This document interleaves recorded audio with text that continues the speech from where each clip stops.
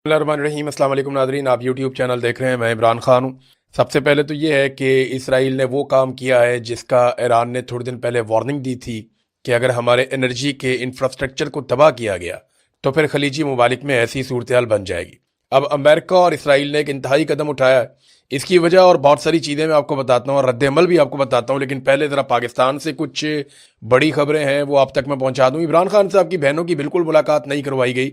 कल का दिन भी गुजर गया और बार बार उन्होंने मिलने की कोशिश की, लेकिन कई महीने गुजर गए, इमरान खान साहब की कोई खैर खबर नहीं है। इन्फॉर्मेशन सिर्फ वही बाहर आती है जो सरकार बताती है, और सरकार जो बताती है उस पर भरोसा किया नहीं जा सकता, क्योंकि मौजूदा सरकार ने इतने झूठ बोले हैं, इतने फ्रॉड किए हैं कि इन पे भरोसा मुमकिन नहीं है। इमरान खान साहब से इनकी एक लड़ाई है और इनका बुग़्ज़, नफरत, ये सारा और दुश्मनी आपके सामने है।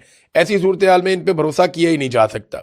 जब पाकिस्तान के आर्मी चीफ की एक आदमी के साथ बराह रास्त लड़ाई है और आर्मी चीफ ज़ाती हैसियत में उस शख्स को टारगेट करे, तो फिर कोई गुंजाइश रहती नहीं है। पाकिस्तान का सारा निज़ाम जो है पाकिस्तान की मिलिट्री एस्टेब्लिशमेंट के सामने मफलूज है, और ये बात पाकिस्तान में कोई ढकी छुपी नहीं है। हालात यहाँ तक पहुँच गए हैं कि इमरान खान साहब को ईद पर पहनने के लिए जो कपड़े भिजवाए गए जेल में, वो कपड़े भी वापस भिजवा दिए गए। यानी इमरान खान साहब के कपड़े भेजे गए कि ये ईद के दिनों में इमरान खान साहब पहन लेंगे, लेकिन वो कपड़े वापस भिजवा दिए गए। दुश्मन अगर मिले तो कम ज़र्फ ना मिले। ये भी एक बड़ा अल्लाह ताला की तरफ से एक आजमाइश होती है कि ऐसा दुश्मन मिल जाए जो कम ज़र्फ हो। यानी ईद के कपड़ों का क्या मसला था, वो तो दिए जा सकते थे, लेकिन पाकिस्तान तहरीक इंसाफ ने बताया कि इमरान खान साहब के ईद के कपड़े जो भिजवाए गए वो भी वापस भिजवा दिए गए। अब इमरान खान साहब की रिहाई कैसे होगी, बड़ा सवाल ये है, क्योंकि जो इस वक्त मिलिट्री एस्टेब्लिशमेंट ने इमरान खान साहब को जकड़ के रखा हुआ है वो तो छोड़ेंगे नहीं। सवाल ही पैदा नहीं होता, उनके सर्वाइवल का मामला है। उन्हें यह पता है कि अगर ये इमरान खान हमारे हाथ से निकल गया और इस तरह बाहर चला गया तो उसके बाद फिर हर दिन हम नीचे जाएंगे और हमारी शिकस्त का ऐलान हो जाएगा। वैसे तो ये अवाम में हार चुके हैं, लेकिन ये शिकस्त का ऐलान नहीं कर रहे। इमरान खान साहब तो डील करते नहीं, तो डील करके तो वो बाहर आएंगे नहीं। और पाकिस्तान तहरीक इंसाफ एहतजाज करती नहीं है, क्योंकि एहतजाज के बगैर फिर कोई रास्ता निकलेगा नहीं। लेकिन अब पाकिस्तान तहरीक इंसाफ ने एक एहतजाजी तहरीक खड़ी करने का इसलिए भी फैसला किया कि वो कहते हैं जी हमें दीवार के साथ लगाया जा रहा है। हमने पूरी कोशिश की है। सलमान अकरम राजा साहब बैठे हुए थे, जुनैद अकबर साहब थे, शाहिद खटक थे, बाकी अयाज साहब थे और कुछ और लोग थे। तो इन्होंने एक प्रेस कॉन्फ्रेंस की है और पार्टी की काफ़ी मुशावरत के बाद इन्होंने ये प्रेस कॉन्फ्रेंस की है। अब वो कह रहे हैं कि इमरान खान रिहाई मूवमेंट ईद के बाद हम शुरू करने जा रहे हैं। अव्वल तो ये ने बहुत पहले करना चाहिए था, जब ये मुख्तलिफ जगहों पर रैलियां निकाल रहे थे। मैं तभी कह रहा था कि ये ग्राउंड पे कोई काम नहीं हो रहा, ये सिर्फ एक मोमेंटम बन रहा है, अच्छे विजुअल्स बन रहे हैं, लेकिन इसका कोई ताल्लुक किसी तहरीक के साथ नहीं है। जो स्ट्रीट मूवमेंट है, वो जो इमरान खान साहब ने आज से कई महीने पहले कहा था, उसकी अलिफ बे भी अभी तक शुरू नहीं हुई, और अब ईद के बाद स्ट्रीट मूवमेंट का पहला कदम उठाया जाएगा। इससे पहले जो कुछ भी हुआ वो स्ट्रीट मूवमेंट नहीं थी, वो वैसे ही एक मूवमेंट थी, लेकिन जो स्ट्रीट मूवमेंट होती है उसके लिए पहला कदम ईद के बाद उठाया जाएगा। उसमें वो ये कह रहे हैं कि खैबर पख्तूनख्वा की विलेज काउंसिल तक 272 कैंप लगाए जाएंगे। पहले मरहले में 1 लाख नौजवानों को और फिर उसके बाद बतदरीज 10 लाख नौजवानों को इस टीम का हिस्सा बनाया जाएगा, इन्हें रजिस्टर्ड किया जाएगा। अब आगे ईद आ रही है, ईद पे तमाम कैदियों की मुलाकातें होंगी, बड़ा बंदोबस्त किया जाता है, लेकिन इमरान खान साहब की मुलाकात का कोई इम्कान दिखाई नहीं देता। बैरूनी दुनिया से इमरान खान साहब का राब्ता कुल्ली तौर पे मुनक़ता है, और ये पाकिस्तान का सबसे मकबूल लीडर है। इसकी जमात को अवाम ने 2/3 अक्सरियत दी है। इसकी तमाम सूबों और वफाक के अंदर अवामी नुमाइंदे मौजूद हैं। और देखिए, इनकी अपनी जमात में कुछ लोग ऐसे दिखावा करते हैं इमरान खान साहब की जमात में, जैसे वो इमरान खान पे एहसान कर रहे हैं और इमरान खान डील ना करके ज्यादती कर रहे हैं। इस किस्म का लोग अब तासुर देते हैं। तो आसिम मुनीर साहब का कंट्रोल इस नौयत का है कि अब तसादुम के अलावा कोई और रास्ता बचा नहीं है। पाकिस्तान तहरीक इंसाफ ने बार बार कहा कि हमें दीवार के साथ ना लगाया जाए, लेकिन बात बनी नहीं। अब सुहेल अफरीदी ने एक और कदम उठाया।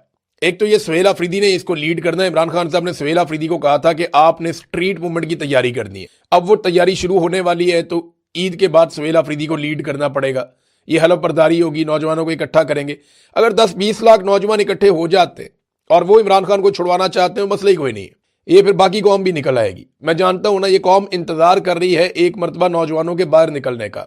अगर वाकई नौजवान बाहर निकल आते हैं लाखों की तादाद में, और वो ये कहते हैं कि इमरान खान को रिहा किया जाए, क्योंकि देखिए केस तो है ही कोई नहीं, अदालतों ने तो छोड़ना नहीं है जब तक कि मिलिट्री एस्टेब्लिशमेंट छोड़ने ना दे। तो ये तो दबाव मिलिट्री एस्टेब्लिशमेंट पे डालना है नौजवानों ने। जब नौजवान निकल आएंगे ना, ये ऑटोमेटिकली पूरा पाकिस्तान बाहर निकल आएगा। लेकिन नौजवानों को यहां पे पहला कदम उठाना पड़ेगा। अब नाजरीन, अंदर की खबरें लीक की जा रही थी, खैबर पख्तूनख्वा हाउस हो, केपी हाउस हो, कहीं पे भी सीएम हाउस, और खैबर पख्तूनख्वा में वहां पे अंदर से खबरें लीक की जाती हैं। आपको पता है एजेंसियों के बंदे हर जगह घुसे होते हैं, खास तौर पे ये जो स्पेशल ब्रांच है ये तो काम ही ये करती है। तो सुहेल अफरीदी को इस बात का पता चल गया, उन्होंने पूरी की पूरी स्पेशल ब्रांच की टीम ही फारिग कर दी, निकालो उन्होंने कहा सारों को।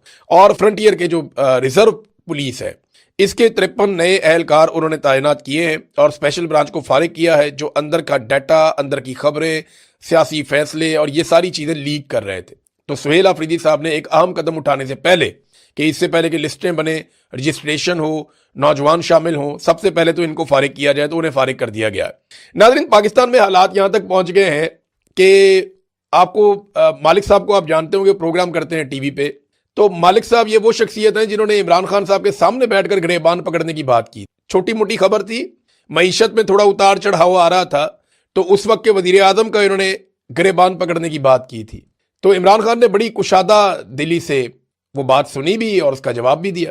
लेकिन आज वही मालिक जो है वो एक जहाज खरीदे जाने पे उन्होंने 17 सवाल किए, उनका प्रोग्राम ही बंद कर दिया बीच में और उनको धमकियां भी लगा दी, वो प्रोग्राम चला ही नहीं। तो आप अंदाजा करें कि यहां जमहूरियत है या नहीं, और इमरान खान इनसे कितना बेहतर आदमी था ये भी आप अंदाजा कर लें। मरियम नवाज इस मुल्क की, ऐसा लगता है मरियम नवाज और उसका बेटा इस मुल्क की नई मुकद्दस गायें हैं। यानी इससे पहले बहुत सारी मुकद्दस गायें हमने देखी हैं, अदलिया में बहुत सारी मुकद्दस गायें आकर बैठ जाती हैं, पाकिस्तान के जर्नैल जो हैं वो मुकद्दस गायें बन जाते हैं। अब मरियम नवाज और उसका बेटा भी मुकद्दस गाय है पाकिस्तान में, ये एक नई मुकद्दस गाय है, इनका भी जो है वो एहतराम किया जाए, इनके तकद्दुस का ख्याल रखा जाए, इनसे सवाल ना किया जाए। देखिए सवाल तो छोटा सा है ना कि जहाज लिया क्यों और जहाज लिया कैसे, तरीकाकार बता दें, फिर ये किसके नाम पे है, फिर ये जहाज का इस्तेमाल कौन कर रहा है, ये यूरोप कौन लेकर गया, फिर किसको उजलत में वापस बुलाया गया, एक कहानी क्या है। छोटे छोटे सवाल हैं, पूरा सोशल मीडिया पूछ रहा है, पूरा पाकिस्तान पूछ रहा है।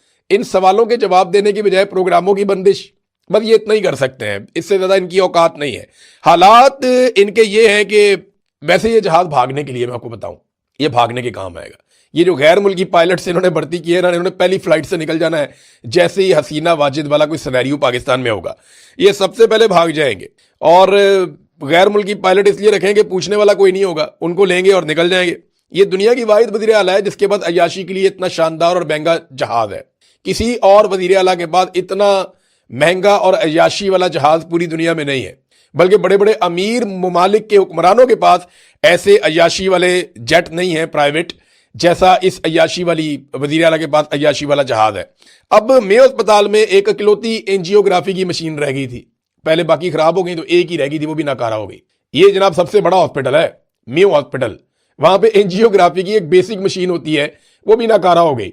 लेकिन जहाज चाहिए, हेल्थ वर्कर हो, एजुकेशन के अंदर काम करने वाले लोग हों, टीचर्स हों या सुथरा पंजाब के बेचारे वर्कर हों, वो सारे कई महीनों से तनख्वाहों के लिए रो रहे हैं। आम आदमी को, गरीब को तनख्वाह नहीं मिल रही। बेशुमार बच्चे जो है, 1 करोड़ बच्चा है वो स्कूलों से बाहर है पंजाब में, लेकिन 11 अरब रुपए का अय्याशी वाला जहाज चाहिए। अब जहाज लेके एंजॉय कर रहे हैं, तो जब तक कौम नहीं पूछती तब तक मौजा ही मौजा। पाकिस्तान में आजादी इजहार राय के लिए, रूल ऑफ लॉ के लिए, अवामी मैंडेट के लिए जो लोग आवाज उठाने के लिए इकट्ठे हुए, हमने कॉल दी लोगों को, इतनी बड़ी तादाद में लोग आए कि मैं हैरान हो गया। यानी जितने लोग कुर्सियों पे बैठे थे उससे ज्यादा लोग दीवारों के साथ खड़े थे, बाहर हॉल के खड़े थे। हॉल इतना भर गया था कि अंदर आने की जगह नहीं थी। ये लोगों की कमिटमेंट है पाकिस्तान के साथ। ये चीज बताती है कि लोग मायूस नहीं है, लोग पीछे हटने के लिए तैयार नहीं है। और यही कमिटमेंट अगर लोगों की रहेगी ना, तो वो वक्त दूर नहीं है जब पाकिस्तानी अपना हक छीन लेंगे। और ये मैं होता हुआ देख रहा हूं, मुझे पूरा यकीन है, जैसे इस वक्त रात का वक्त है और बाहर अंधेरा है, इसी तरह मुझे पूरा यकीन है कि एक वक्त आएगा कि लोग अपना हक छीन लेंगे और पाकिस्तान की एस्टेब्लिशमेंट को उनका हक वापस देना पड़ेगा, जितनी मर्जी सख्ती कर लें। यानी अभी ताजा खबर मैं आपको बताता हूं, ये तस्वीर आप देखें, ये इमरान खान साहब के कपड़े पड़े हुए हैं, ये उनकी जर्सी है, जैकेट है, ये बाकी कपड़े हैं, ये बैग के अंदर उनके गर्म कपड़े हैं। ये चीजें इमरान खान साहब तक को पहुंचानी है। नवंबर के महीने में कोशिशें शुरू हुई कि क्योंकि सख्त सर्दी आ रही है, लिहाजा इमरान खान साहब को गर्म कपड़े और सामान पहुंचाया जाए। 1 महीना हो गया, इमरान खान साहब की फैमिली ये सामान इमरान खान साहब तक पहुंचाना चाहती है, लेकिन उन्हें सामान इमरान खान साहब तक नहीं पहुंचाने दिया जा रहा। देखिए, इसीलिए जो सियाने लोग थे, जो बुजुर्ग थे, वो एक बात कहा करते थे وہ یہ کہتے تھے کہ اللہ تعالیٰ اگر کسی کو دشمن دینا تو ظرف والا دے، ایسا دشمن نہ دے جس کا ظرف نہ ہو۔ عمران خان کو دشمن بھی گھٹیا ہی ملے، کبھی عدت والا کیس بنا لیا، کبھی کتابیں چھین لی، کبھی ملاقاتیں بند کر دیں، کبھی سیل کے اندر پکا بند کر دیا، کبھی کوئی سزا بڑھا دی، کبھی گندا پانی دے دیا، کبھی وضو کے لیے صاف پانی نہیں دیا، کبھی کوئی چیز روک لی، کبھی کتابیں روک لی، کبھی کپڑے روک لیے۔ یعنی یہ گھٹیا پن کی انتہا ہے۔ اللہ رب العزت اگر دشمن بھی دینا تو ظرف والا دے۔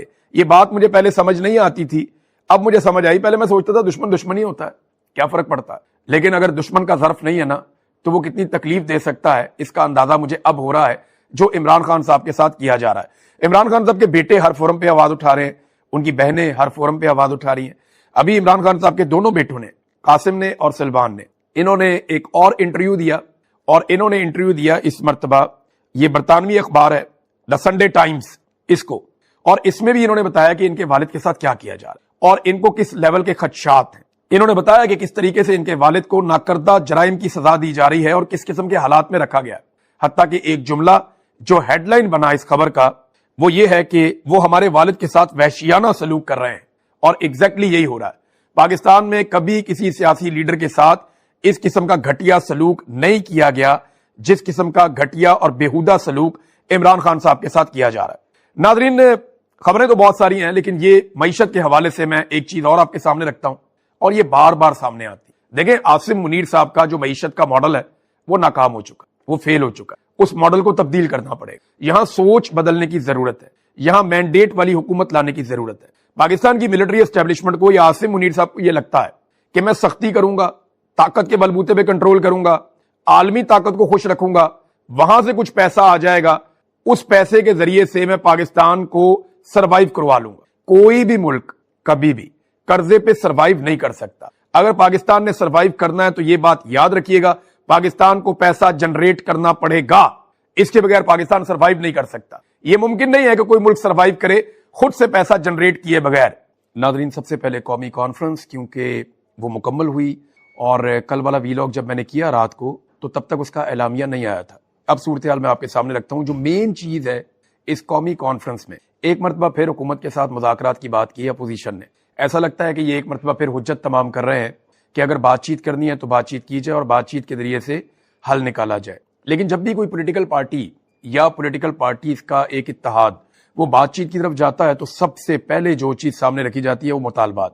تو یہاں پہ کچھ مطالبات سامنے آئے قومی کانفرنس میں۔ ویسے بڑی تقاریر ہوئی، بڑی جذباتی تقاریر ہوئی، کچھ صحافی ہیں انہوں نے بڑے اچھے نقطے اٹھائے۔ میں سن رہا تھا مطیع اللہ جان صاحب کو، صدیق جان صاحب نے بڑی اچھی بات کی ججز کے حوالے سے، کہ جو ججز ہیں انہیں خراج تحسین پیش کیا جانا چاہیے، جو ڈٹ کر کھڑے ہیں۔ اور جس طریقے سے عدلیہ کو خراب کیا گیا پاکستان میں آئینی ترامیم کے ذریعے سے، عدلیہ کی آزادی اور اس کی سپیس چھین لی گئی، اس پہ بات کی۔ کچھ جو سیاستدان ہیں انہوں نے بڑی شاندار بات کی۔ تو یہ ساری چیزیں وہاں پہ ہوتی رہی، بہت سارے لوگوں نے بات کی، لیکن جو لبے لباب ہے اس کا اور جو ایک اعلامیہ کا میں مختصر آپ کو بتا سکتا ہوں کہ انہوں نے کہا جی کہ ایک تو نیا چیف الیکشن کمشنر لایا جائے، اور دوسرا اپوزیشن کے ساتھ مذاکرات کیے جائیں۔ اپوزیشن مذاکرات کے لیے تیار ہے، اور شرائط یہ ہے کہ نیا چیف الیکشن کمشنر لائیں، شفاف انتخابات بھی کروائے جائیں۔